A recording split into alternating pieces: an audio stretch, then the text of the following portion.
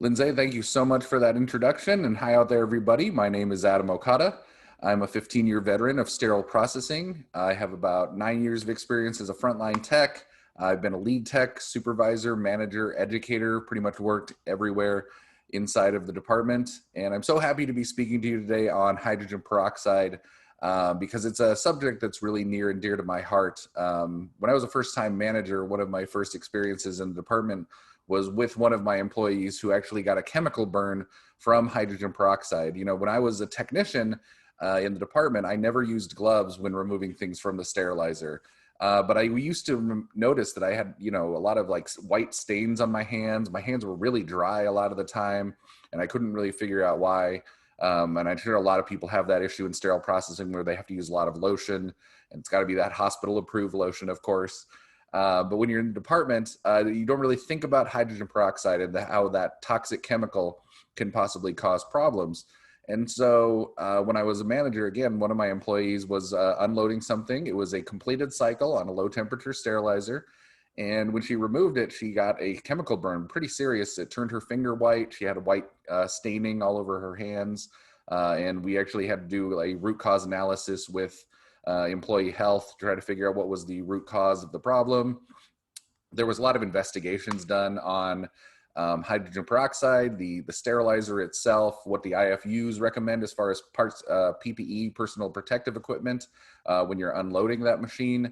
And then we looked a lot at the SDS of the chemical itself. So I learned a lot in that process, but as a first-time manager, I really felt guilty because it was my job to protect my employees from those dangers. And I myself had not done the research on hydrogen peroxide to know really how toxic it is. So the first thing I'd like to say is thank you guys for attending this session. Attending educational sessions like this is how we improve on the quality levels of our department, and learning about the chemicals that we use every day is so vitally important. So without any further ado, let's jump into hydrogen peroxide, not the brown bottle in your bathroom.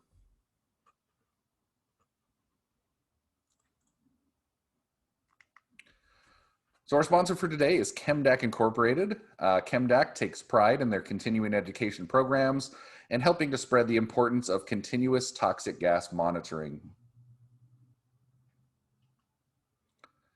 So hydrogen peroxide in sterile processing is not comparable to the store-bought H2O2. It is not that brown bottle in your bathroom, and we're going to talk a lot about that throughout this session today. Hydrogen peroxide is a sterilant that's used in medical equipment sterilization. And if you look at what the definition of what a sterilant is, it's designed to kill all forms of microorganisms. It is a biocidal process, bio meaning life and side meaning to kill. So it's a biocidal process killing all forms of microorganisms. It's also a severe irritant. These are materials that can cause inflammation or irritation to a body surface, including the eyes, respiratory tract, skin or mucous membranes if you come into contact with it. And we're going to talk a lot more about the chemical nature and about the irritant nature of this to come, and all the health effects that can cause or be caused by hydrogen peroxide exposure. Hydrogen peroxide is a known animal carcinogen. This is a substance that is known to cause cancer in animals. Again, not enough studies have been done relating hydrogen peroxide to causing cancer in humans. We're going to get into that later on about the lack of research and the lack of studies that have been done on hydrogen peroxide. But we do know that it is a known animal carcinogen, a substance known to cause cancer in animals. One really interesting thing is that it has no odor at low concentrations. Let me repeat that for everybody out there. Hydrogen peroxide has no odor at low concentrations. If you have smelled hydrogen peroxide in your department before, you should be concerned, because hydrogen peroxide has no odor to it until it actually reaches levels that are dangerous, extremely dangerous to life and health. So if you're one of those people that has smelled it before, very likely you have been exposed to a very high level of hydrogen peroxide, because there is no odor to it. And then the concentrations we use in healthcare are 20 times higher than in the store-bought H2O2, that brown bottle we have in our bathroom that we use to disinfect cuts and things like that. It is 20 times higher in sterile processing, which means a lot more toxic, a lot more dangerous, and as we're going to see later, a lot more explosive, and when you combine it with other chemicals.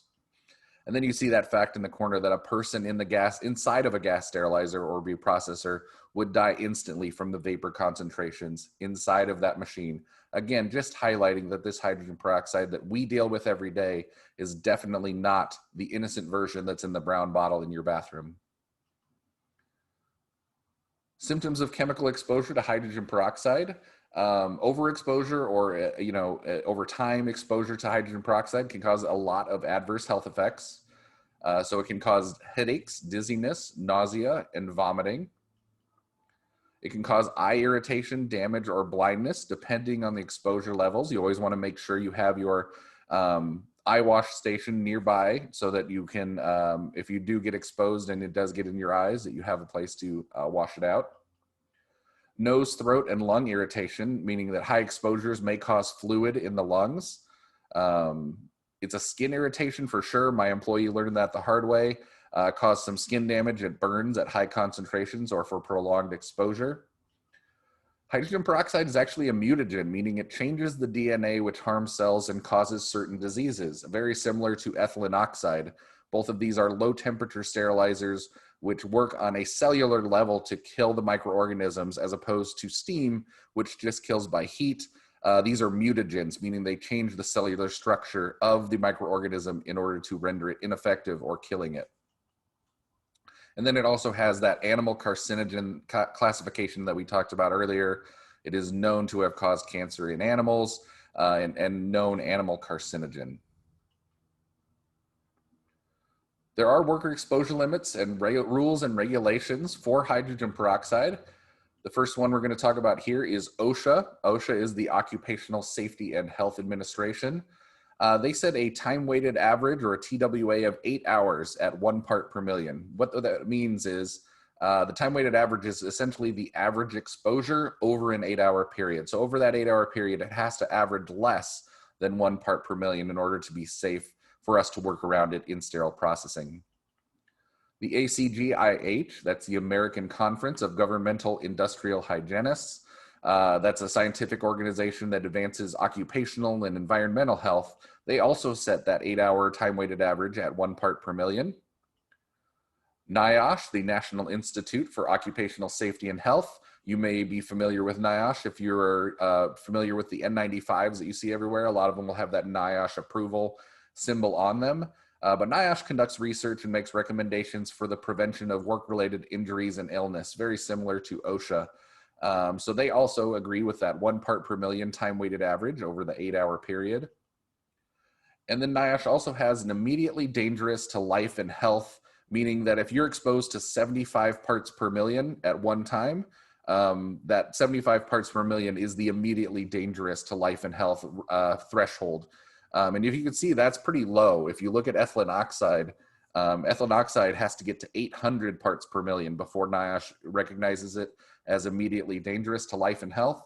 Only 75 parts per million for hydrogen peroxide. So a lot fewer parts per million are actually immediately dangerous to life and health with hydrogen peroxide. And then OSHA recognizes that a lot of these permissible exposure limits, short-term exposure limits, time-weighted averages, they were issued in like the 1968 to 1972 range. They're outdated and they're really inadequate for ensuring worker protection. So even OSHA, who's in charge of worker protection, recognizes that a lot of these standards are old and they have not been updated. Not enough studies have been done on them. The other thing I would say about worker exposure limits is that check the state that you live in and find out what those worker exposure limits are in your particular area. Certain states like Hawaii and Washington have a 3 parts per million short-term exposure limit, meaning over 15 minutes. Short-term exposure is essentially acceptable exposure over a short amount of time. So 15 minutes is the typical short-term exposure limit time frame, and Hawaii and Washington do have special short-term exposure limits. So check your state, check your national regulations, and find out what that exposure limit is in your area for hydrogen peroxide exposure. Levels of hydrogen peroxide. So we're going to look at the hydrogen peroxide concentration, and then we'll look at the products and applications that it can be possibly used for. So at less than 8%, it's considered non-hazardous hydrogen peroxide. Products and applications can be used on as a contact lens sterilant at 2%. The over-the-counter pharmaceutical grade, that's your brown bottle in your bathroom, that's 3% hydrogen peroxide.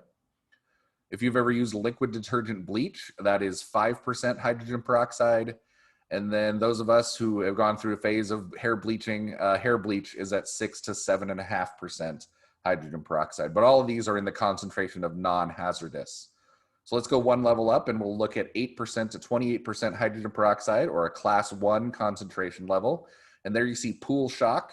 And I think we all know that pool shock is pretty serious stuff as well. But there you see it there at 27% hydrogen peroxide.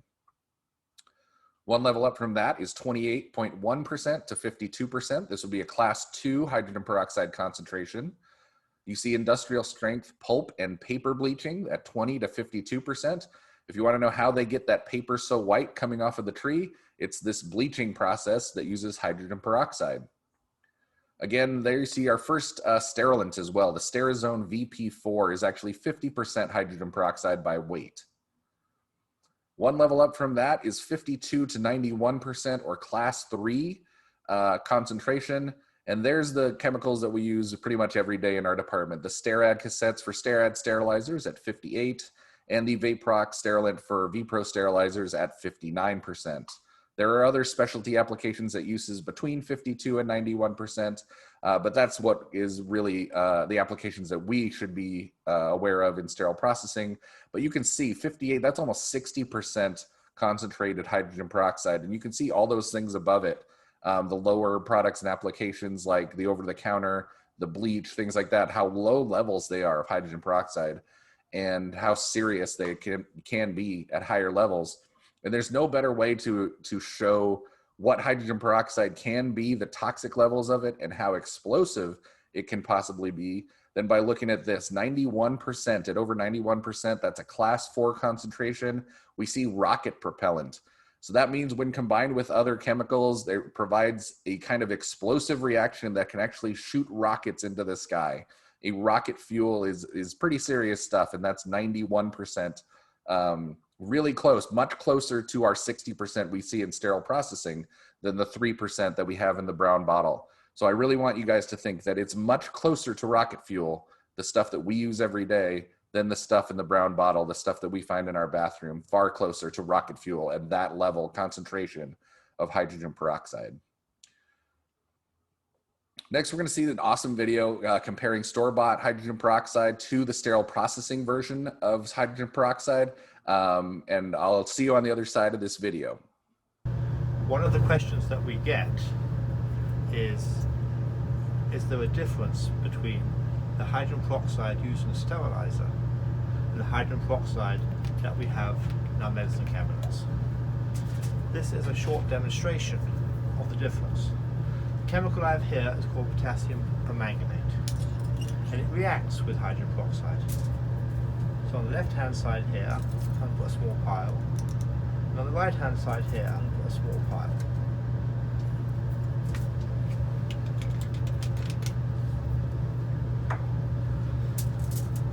The first one is 3% hydrogen peroxide, very much what one would find in one's local grocery store.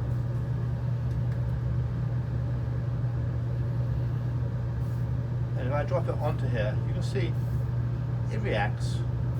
There's a little puff, but not very much.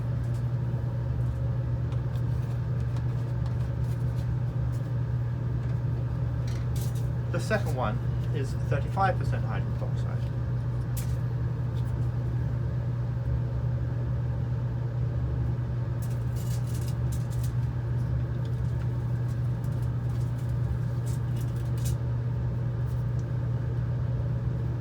This one here, it will also react.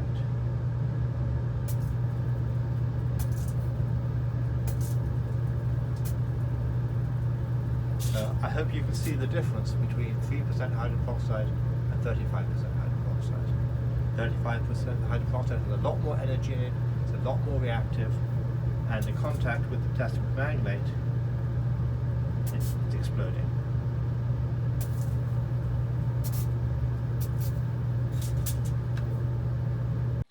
I mean, a very eye-opening video on the concentration levels of hydrogen peroxide and how explosive it can be in those concentrations. And if you look at that video, the 3% is that hydrogen peroxide you have in your brown bottle in your bathroom.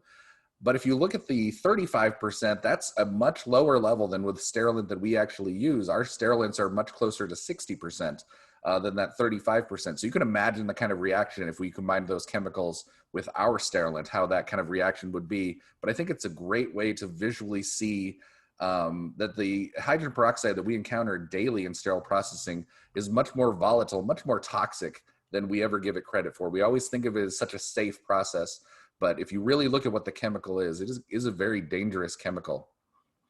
So let's go ahead and move on to symptoms of chemical exposure here.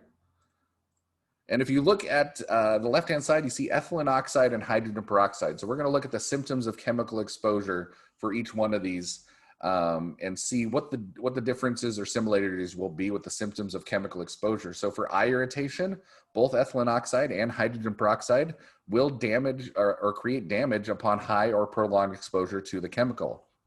So essentially very similar in terms of what it will do to the eyes. Also very similar to what it will do to the nose, throat, and lung irritation. So again, high exposure will cause fluid in the lungs or may cause fluid in the lungs. Both ethylene oxide and hydrogen peroxide can do that. Skin irritation and causing dermatitis, so skin damage, will occur at high concentrations or after prolonged exposure to both of these chemicals, ETO and H2O2.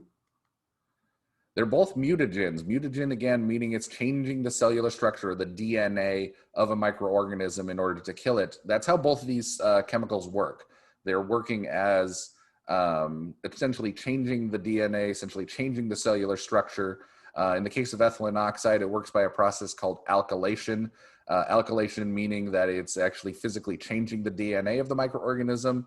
And then hydrogen peroxide working by oxidation, adding oxygen to a molecule, and essentially with a loss of electrons. That loss of electrons to the cellular structure means it's killing the microorganism or rendering it unable to reproduce and dying. So again, they're both mutagens. They're both changing the cellular structure. And if you think about it in terms of humans, we don't like mutagens because mutagens can change our DNA, can change our cellular structure if it gets to high enough concentrations. And that's why we set these permissible exposure limits, short-term exposure limits, time-weighted averages, all these things, because we know how dangerous all of these toxic chemicals can be. And then a human carcinogen. So we know ethylene oxide is a known human carcinogen, but hydrogen peroxide, there really haven't been enough studies done on it to know. We know it's a confirmed animal carcinogen. We know it causes cancer in animals. Not enough studies to show whether it's causing cancer in humans as well. So worker exposure limits, I'm going to highlight the fact up in the top right-hand corner that OSHA recognizes that a lot of these permissible exposure limits, or PELs, were issued in 1970. They're outdated. They're inadequate for assuring protection. Again, a lot of these need to be updated with a lot more studies and a lot more research to find out what these toxic levels can mean. So looking at the industry standards, again, OSHA with the 8-hour time-weighted average and the 15-minute permissible exposure limit. For ethylene oxide, they have the same 1 part per million for both ethylene oxide and hydrogen peroxide as far as a time-weighted average. But they also have a 5 parts per million, 15-minute permissible exposure limit, or PEL, for ethylene oxide that they've done more research to know what those short-term exposure limits are. The ACGIH is actually the American Conference of Governmental Industrial Hygienists. So again, they both have that 1 part per million time-weighted average for ethylene oxide and hydrogen peroxide. But the ACGIH also has a 15-minute TLV. TLV is a threshold limit value. And unfortunately, they don't have anything there for ethylene oxide or hydrogen peroxide for the short term. And then NIOSH, the 8-hour time-weighted average, again, less than 1.1 parts per million for ethylene oxide compared to 1 part per million for hydrogen peroxide. And again, they have a 10-minute REL, and REL is the recommended exposure limit. So they set that at 5 parts per million, similar to OSHA's 15-minute permissible exposure limit. Very similar there. But then I think that the one at the bottom is very interesting. The NIOSH, immediately dangerous to life and health.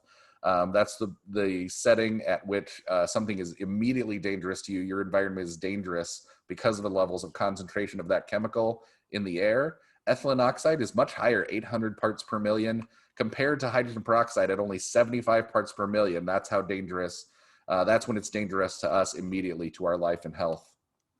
And again, check your state standards. Hawaii and Washington do have that 3 parts per million short-term exposure limit for hydrogen peroxide. The UK, the United Kingdom, their health and safety at work group has a workplace exposure limit set at 2 parts per million. That's again a short-term exposure limit for hydrogen peroxide. And the number that NIOSH immediately dangerous to life and health of 800 parts per million and 75 parts per million, that was research that was done in the 1950s and 60s. So that's essentially 60-year-old research that we're relying on to say that keeping ourselves safe from the toxic levels or potential toxic levels of hydrogen peroxide in our areas.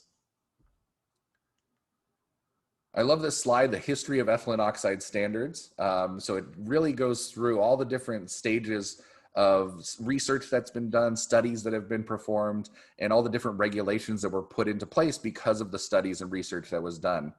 So in 1859, ethylene oxide was discovered by Charles Adolph Wurst. In 1928, it was reported as a powerful insecticide. In the 1930s and 1940s, it was used to sterilize spices and other food preservatives.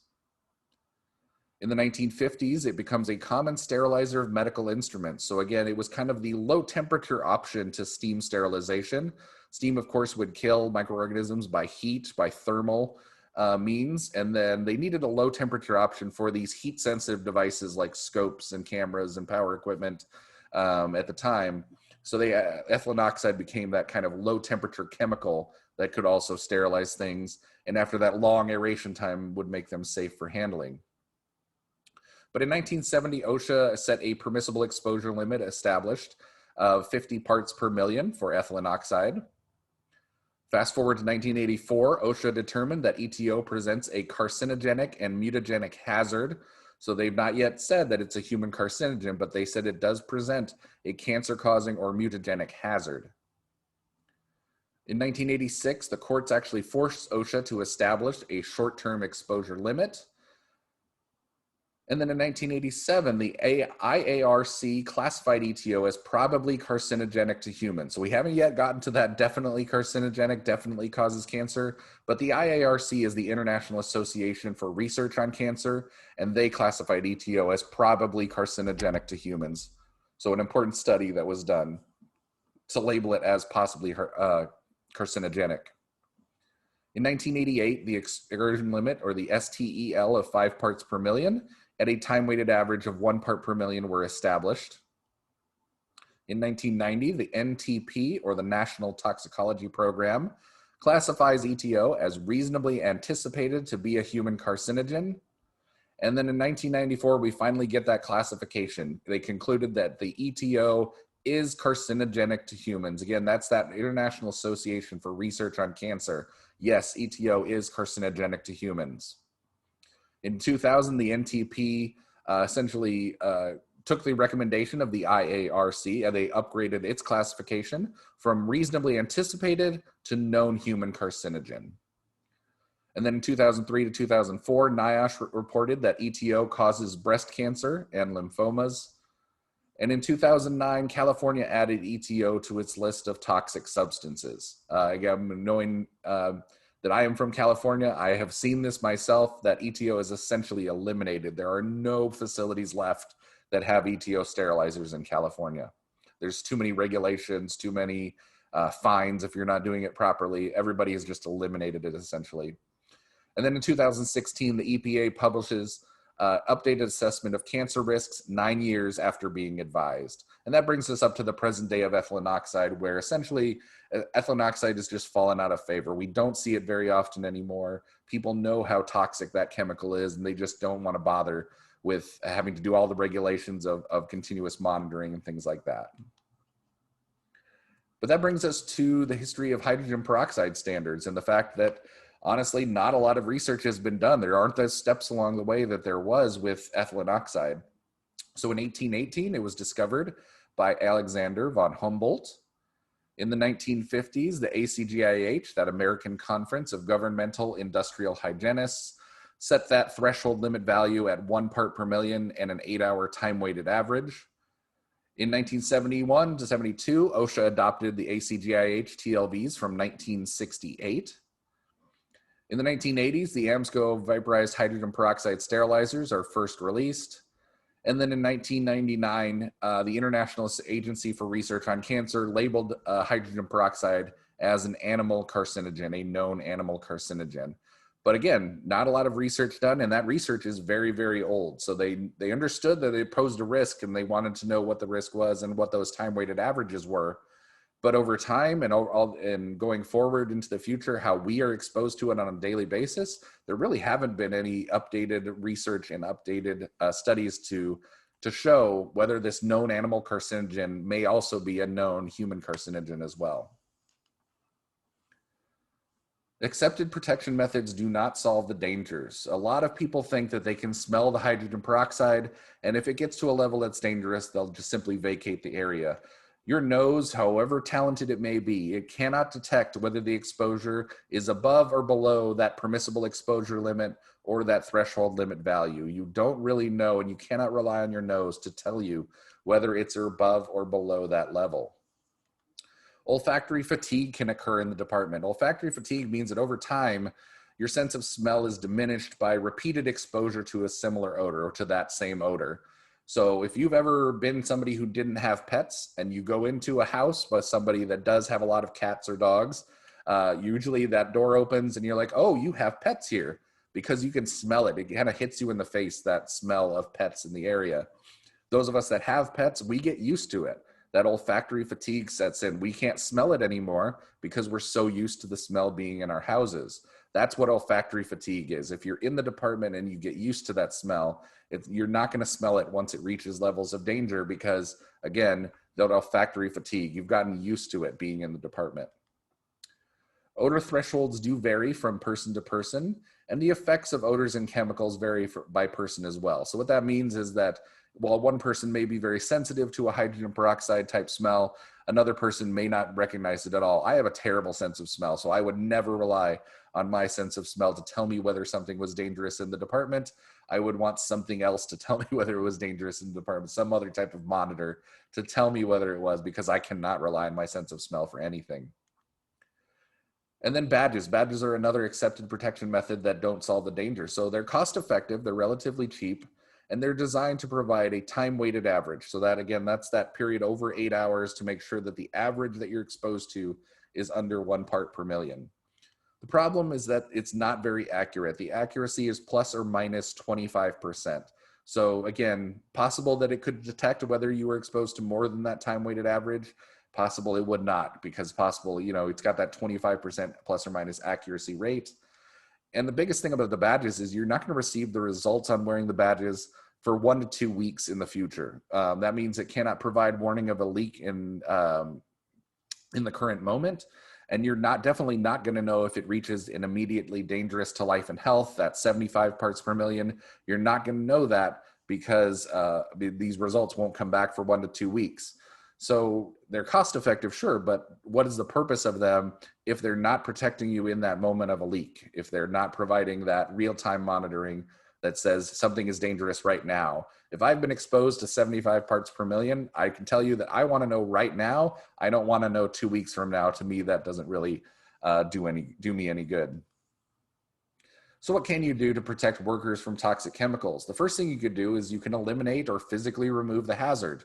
Problem with that is that in sterile processing, we need low temperature sterilization. So we can't physically remove our hydrogen peroxide sterilizers. We need them to get through the day. We need them to process all the instruments that we do in them, all these heat sensitive devices that keep coming out.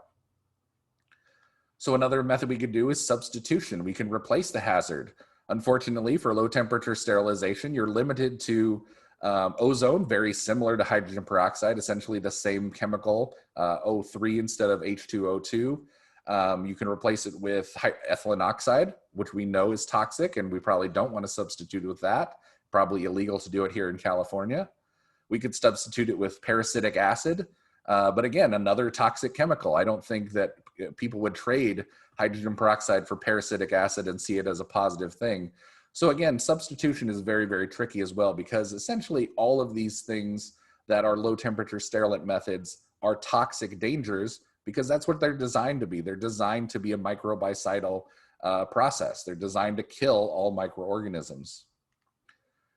Education and training is another thing we can do to protect workers from these chemicals. So we can develop best practices for keeping ourselves safe through education and training. And thank you guys for attending today's session, because that's exactly what you're doing. You're learning about the chemicals that are in your area, and we're getting education about the training and how to handle it properly. There's engineering control, so we can isolate workers from the hazard, meaning that we make sure that the ventilation is proper. You remember in hydrogen peroxide, you have to have at least 10 air exchanges in that area. Anywhere you're doing low temperature sterilization with hydrogen peroxide, 10 air exchanges are required in that area, and that's to minimize the exposure to the chemical vapors again. We can provide personal protective equipment protecting the worker. Again, I would say look at your IFUs under PPE, and a lot of these low temperature methods do say that they're recommending you wear gloves and eye protection when you're removing things from the sterilizer, especially in the case of an aborted load. If you have an aborted load, it will recommend that you wear this PPE, and that is for your protection. So check your IFUs, make sure that you have the proper PPE to do this process. You have it in the area where you're doing it, that you don't have to run to decontam to get these things, that you have it in the area where you're doing the process, and that you're doing the process correctly according to what the manufacturer's instructions for use say.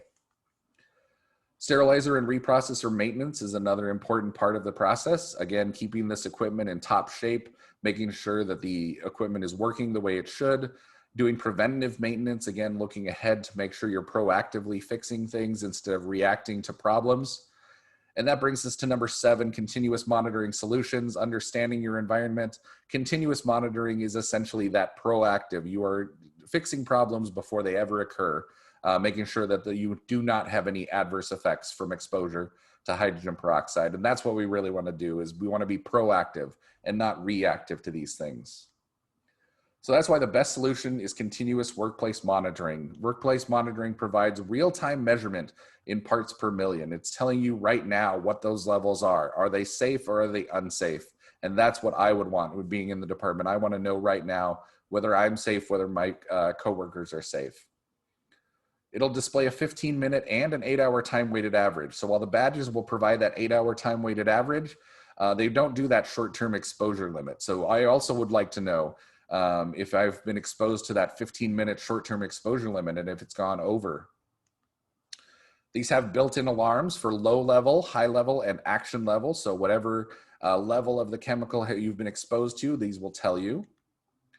They have data reporting and archiving, so that you can actually see the data over time. You can archive it so that if OSHA ever comes to do a visit at your facility, you actually do have some data you can show them on your H2O2 exposures, and then they can connect to a control system, so you can actually do something about these problems instead of reacting to them after the fact. And I always ask people this, and I always tell people every time I do a presentation, what type of facility do you want to work at? Would you rather work at a proactive facility that looks ahead at potential problems and tries to fix them? Or would you rather work at a reactive facility, someplace that allows problems to occur and then tries to fix them after they've already happened? I personally would always rather work at that proactive hospital, that failure modes and effects analysis hospital that looks ahead and says, you know, we're going to look at the potential problems, see where the problems could be. Are we potentially having a risk with hydrogen peroxide, and we want to monitor that so we can make sure that our employees were safe? Or do we want to work at that root cause analysis hospital, the one that lets problems happen and then tries to fix them after the fact? Oh yeah, we had a leak of our hydrogen peroxide sterilizer. We exposed a bunch of our workers to it. So let's figure out how to make that not happen in the future. I would always say I'd rather work at that proactive facility. And to me, that's what a high functioning facility is it's a facility that really looks ahead and really looks and says, what are the potential problems? And let's fix those potential problems so that they never happen. And those poor functioning facilities, the ones you see on the news, the ones that are reactive, they're doing those root cause analysis after problems have already occurred.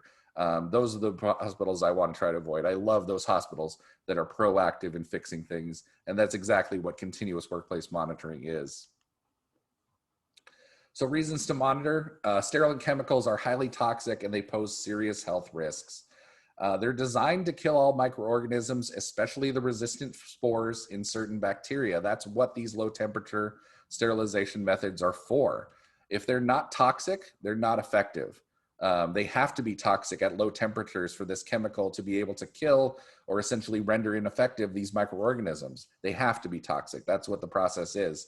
Again, that biocidal life killing is essentially what sterilant is supposed to be. It has known adverse health conditions. Again, these sterilant chemicals are known to cause cancer. They can cause asthma. They can cause dermatitis. My employee, of course, that had the chemical burn on her finger, and they can cause reproductive difficulties. At a hospital that I was at, I heard a story, and I won't mention the hospital. I won't mention any of the people involved. But at this facility, they had an ETO sterilizer, an ethylene oxide sterilizer. And the doctor had his stuff inside, but he wanted to do a case that used one of his sets. And it was inside of the ethylene oxide sterilizer. And he came down from the operating room and he essentially didn't want to wait. SPD was telling him, hey, you have to wait for this to aerate. The cycle's complete, but there's a 12-hour aeration time on the cycle. Doctor didn't want to wait, and he popped open the ETO door, which exposed the chemical into the department. Unfortunately, there was a woman in the department who was pregnant at the time, and a few months later, she did end up losing the baby. And of course, a lot of people assumed it was this exposure to ethylene oxide that had actually caused that miscarriage. So the adverse health conditions are serious. They have real people that are impacted by these toxic chemicals and exposure to the toxic chemicals. So again, that's the most important reason to monitor is that patient, not patient safety, but the employee safety, because we're the ones that are working around this stuff. If there's a leak in our department, if we've been exposed to a chemical, we really need to know about it. It's so important to our livelihoods. It's also the law to provide a safe work environment. So if you look at the Occupational Safety and Health Act from OSHA, it has regulations and standards, including a clause that can prosecute employers who are complacent about workplace safety. Again, employers are required to alert employees of any leaks.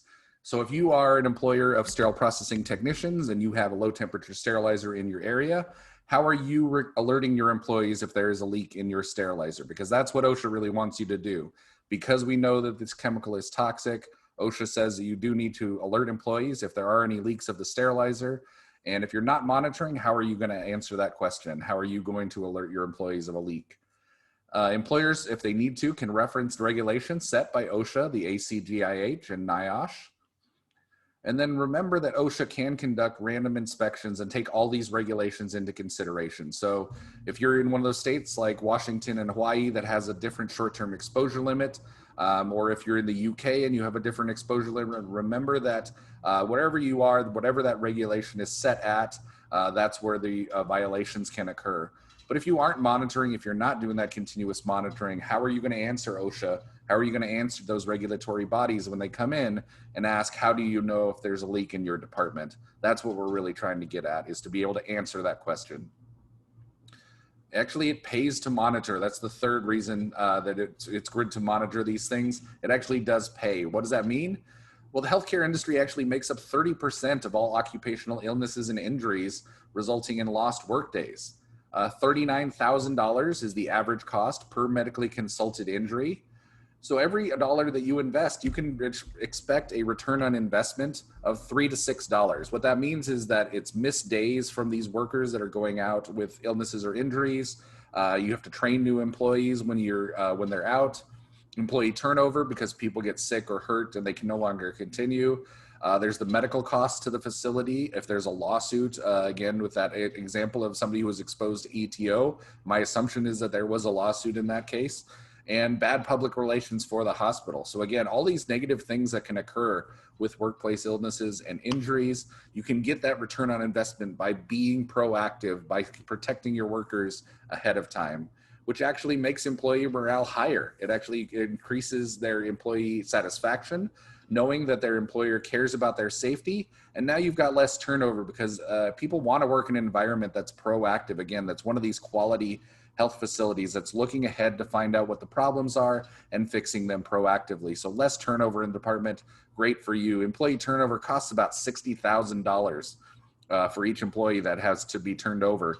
So you want to avoid that cost at all costs. Keep your employees at the facility, less turnover, higher employee morale, and then a stronger public image as a safety and health leader. If you really want to sell this to the C-suite, to the people that are making those financial decisions, and they're asking you why you need to justify the cost of continuous monitoring, tell them that it's great public relations to come out and say, look, we are protecting our workers, we're protecting our patients by being proactive in the safety of our department. And actually show people that, show potential future employees that you're one of those facilities that cares so much about its workers that you're going to go above and beyond and not do things that are required, but do things that are proactive, things that are helping your employees stay safe, whether you've been asked to by a government agency or not. Don't just do the bare minimum to pass surveys. Go above and beyond that, because that's really what your coworkers or whether your employees, and of course, whether your patients, potential patients to the hospital, that's really what they want to see. They want to see that proactive approach to healthcare. Another important reason to monitor is that sterilization equipment can and will fail. If you've ever had a car that breaks down and fails after a long time, you've had this car for 10, 15 years, and you just start having problem after problem, and the problems start to mount and build on themselves. Sterilizers are the same way. They're operating over and over again. They have machine parts on the insides. They heat up, which can always cause problems. They have to be maintained constantly. So after time, eventually, this sterilization equipment can and will fail. And how are you going to know when it's at that point of failing, when it's got a leak in a hose, when it's starting to be a problem? Are you relying on the smell of your coworkers? Are you having badges that won't tell you until 2 weeks after the fact? Really, what you want to do is you want to be proactive again about monitoring that. Busy workers can also make mistakes, which result in failed cycles. It can result in chemical residue. Again, my employee that unfortunately had that chemical burn from touching it with her bare hands was something that could have been avoided if I had done my research and said, hey, you have to wear PPE when you're removing things from these low temperature sterilizers, because they can have chemical burns if there's residue left on them. It can result in vapor exposure. And again, these continuous monitors are just going to help ensure that the sterilizer is working properly and that your workers are protected from any potential exposures. Another one of the best solutions for chemical safety is the proper personal protective equipment. What I would tell everybody out there is to please check your safety data sheets on whatever sterilant that you have, and especially look at the hazard identification section of your safety data sheet, because a lot of them are going to say this. They're going to say that they're recommending chemical splash type goggles and a full face shield, using approved gloves made of nitrile, PVC, or neoprene, wearing impervious clothing such as an approved splash protective suit, approved boots made of NBR, PVC, polyurethane, or neoprene. If there are concentrations in excess of 10 parts per million expected, then you use the NIOSH DHHS approved self-contained breathing apparatus.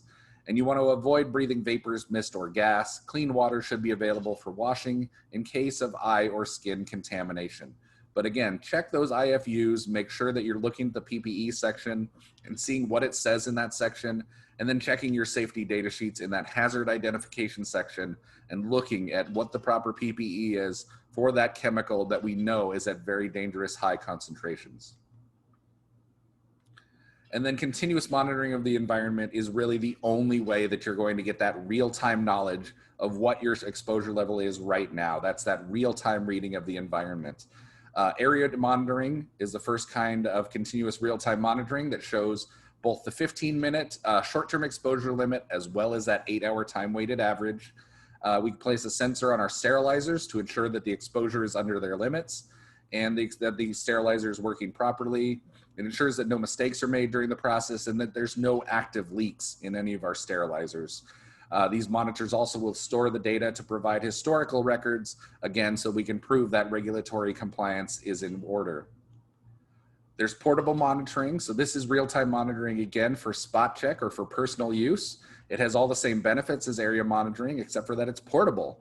Just like a lot of our tracking systems are trying to go to very handheld methods where you don't have to be tied to a computer and a scanner. You actually have them in a handheld device.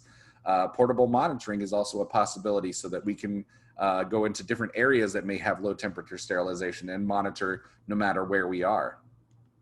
And then you have monitoring for proper ventilation. So monitors allow for our department to ensure that we have that proper ventilation. If the chemical exposure continues to build in our environment, we know it's either a leak or it's going to be time to look at our ventilation and make sure that we have that proper 10 air exchanges per hour for that low temperature sterilization area. And proper due diligence, again, the most important thing is just making sure that we are doing things right, following the instructions for use, and keeping our employees safe, keeping ourselves safe as we're doing the process. Again, maintaining that proper process, following the instructions for use on everything, making sure that we've studied the safety data sheets and we're following everything it says in there. User facility personnel should ensure that all instruments are properly dry prior to placement in the sterilizer. We know that wetness can cause aborted loads in the sterilizer, and that's annoying for all of us. I mean, I've been through probably 500 aborted loads in my entire time in SPD, and that's probably on the low side of a guess. But again, ensuring these things are dry is also because the water in the cycle can actually prevent sterilant contact from all areas of the device. So even if the device does, or even if the sterilizer doesn't abort because it recognizes water is there, the water can prevent the sterilant from contacting all surfaces, and you can have a problem also with the reactions of water with that chemical. So again, you have to make sure, regardless of the machine, that items are dry before placement in the sterilizer. Residual hydrogen peroxide may remain at cycle completion, or if a cycle abort occurs, my employee, again, I keep going back to that story of my employee that got the chemical burn, but again, there is residual hydrogen peroxide that can be on those packages. If you've ever seen a low temperature package placed on top of a steam sterilized package and seen what it does to the tape underneath of it, it's amazing. It actually takes that steam tape and turns it back to the original color, that black lines on the steam tape. It'll actually undo that. That's the chemical that's still on the packaging that's doing that to the tape underneath. I've seen it wherever we see these packages being stacked, and honestly, they should not be. But if you see those packages stacked, if you've ever seen hydrogen peroxide on top of steam, it will actually affect the steam tape. The reason it does that is because of the residual hydrogen peroxide. You also want to ensure that proper maintenance is done to these sterilizers. Again, preventative maintenance as well as the daily testing. If there are leak tests on your machine, make sure you're running those. There are door tests. There's all kinds of things that you can do. Filter plates, whatever it is for your specific sterilizer that needs to be checked, make sure you're doing the proper maintenance. On our sterilizers in the last facility I worked at, we had weekly, monthly, 6-month checks on all of these sterilizers to make sure that there was intermittent things done at all times for each one of the sterilizers that are low temperature. You want to follow the device and sterilizer manufacturer written IFUs, become very familiar with studying the IFUs. A lot of people just assume that if they're going through their daily process and eventually they'll figure it out if something goes wrong. You really want to be proactive about studying those instructions for use and proactively figuring out when things are about to go wrong, proactively looking, when is that testing done, what PPE is required. All those things are in the written IFUs. And become an expert on the chemicals you use every day. I have so much respect for everybody who's attending this educational session because that's what you're doing. You're becoming an expert on all of the topics that you're learning about. And learning about hydrogen peroxide is incredibly important for being able to understand what you're doing in the department and being able to understand the levels and the concentration of what you're actually possibly being exposed to. Become an expert on the chemicals you use every day. So recap and key takeaways from today. The first one is that hydrogen peroxide is a dangerous chemical that has many health effects. We went through a lot of stories today about the health effects and things that can happen to you. It's not just that you're worried about a finger burn or anything like that. Remember that if you're exposed to very dangerous levels, that can be immediately dangerous to your life and health as well. Hydrogen peroxide has a lot of similarities with ethylene oxide, and we know how toxic ethylene oxide is, and we know that the symptoms of being exposed to these chemicals is essentially identical ethylene oxide to hydrogen peroxide. We know that ethylene oxide is a human carcinogen. We know hydrogen peroxide is an animal carcinogen. Again, not enough studies and research have been done to update that to see whether or not hydrogen peroxide is dangerous and a cancer risk at higher levels. Following the proper safety procedures when using hydrogen peroxide is absolutely essential to worker safety.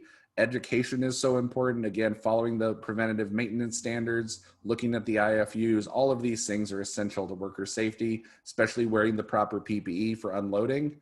And then again, you do not know how hazardous your environment is without any real-time monitoring. That's the only way you're going to be able to tell your coworkers, yes, I am safe when I'm unloading this because I know what the levels of hydrogen peroxide are in our department right now. So thank you so much for your time. Thank you to ChemDAC again for sponsoring this presentation. And thank to all of you for attending this seminar. Again, so important to continue growing in your education, becoming an expert in the field, and really understanding what you're doing every day and the impact it can possibly have. So thank you so much again for attending this session. I hope you enjoyed hydrogen peroxide, not the brown bottle in your bathroom. And without further ado, Lindsay, I will turn it back over to you.